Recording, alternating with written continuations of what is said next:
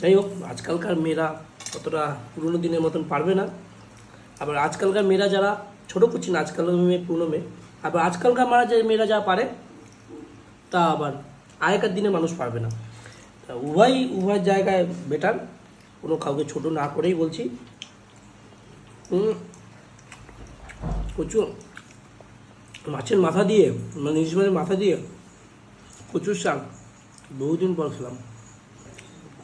এটা যদি একটু দাদাকে খাওয়াতে পারতাম তাহলে কিন্তু সেই ভালো লাগতো। কমেন্ট বক্সে বলো তো কোন দাদার কথা গ্র্যাজুয়েট ছাড়া বলছে। দাদা ভালো আছে, হবে নাকি একটু?